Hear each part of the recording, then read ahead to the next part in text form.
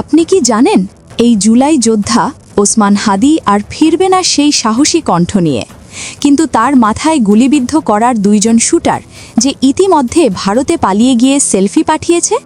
এই অন্তর্বর্তীকালীন সরকার ডক্টর মোহাম্মদ ইউনুসকে, যা দেখে লজ্জা লাগার কথা এমনটি জানিয়েছেন কিছু রাজনৈতিক বিশ্লেষক। চলেন এই সংক্রান্ত একটি ভিডিও দেখে আসা যাক। পোলাপান তো শ্বাস বেরো দিব, ধরতে তো পারেনি, দিনে দুপুরে চলে গেছে আরেক দেশে।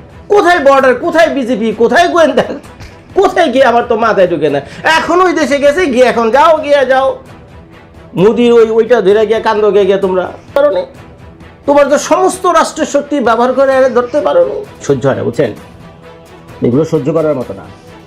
ওই যে হাদিকে যে গুলি করছে ছেলেটা আছে না, ফয়সাল ওরফে দাউদ, বুঝছেন? সেটা এখন ইন্ডিয়াতে আছে। এর আগে নিউজ আমি আপনাদেরকে বলছিলাম না, 12 তারিখে সে ইন্ডিয়াতে চলে গেছে। আর আজকে ভিডিওটা এই মুহূর্তে করছি আমি হলো 14 তারিখে।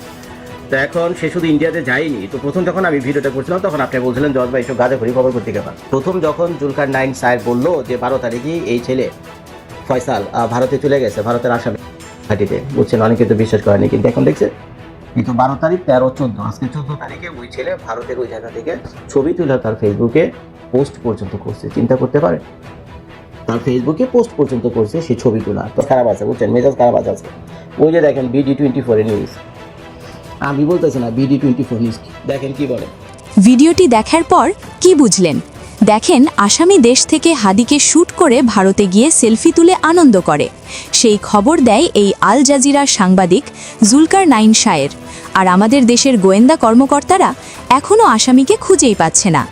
এই হলো বাংলাদেশের বর্তমান আইন ব্যবস্থা। আজ হাদি, কালকে হাসনাত, পরে সার্জিস আলম। এভাবে একে একে যদি এই দেশ থেকে জুলাই যোদ্ধাদের সরিয়ে দেওয়া হয়, তাহলে এই অন্তর্বর্তীকালীন সরকার ডক্টর মোহাম্মদ ইউনুস এই দেশের মাটিতে থাকতে পারবে কিনা, এই বিষয়ে আপনাদের মতামত প্রকাশ করতে পারেন। সেই সাথে এই ওসমান হাদির শুটার ফয়সাল করিম মাসুদ ওরফে দাউদ খান এবং সেই আলোচিত বাইকার আলমগীর হোসেন, তারা এই হাদিকে শ্যুট করে দেখিয়ে দিল এই সরকার ব্যর্থ। এই দেশে আপনি আমি কেউ নিরাপদ নয়। ওসমান হাদির পর এভাবে চলতে থাকলে দেখবেন একদিন সার্জিসের আগেই হাসনাত আবদুল্লাহ আর নেই। তাহলে এরই নাম কি ভয়াবহ রাজনীতি?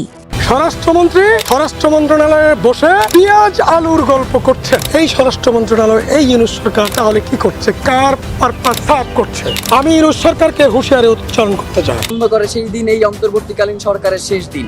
ডক্টর ইউনুস মহোদয়, আপনি খুব সুন্দর সুন্দর করে কথা বলেন, মাঝে মধ্যে একটু মুচকি হাসেনও, আপনার লজ্জা পাওয়া উচিত।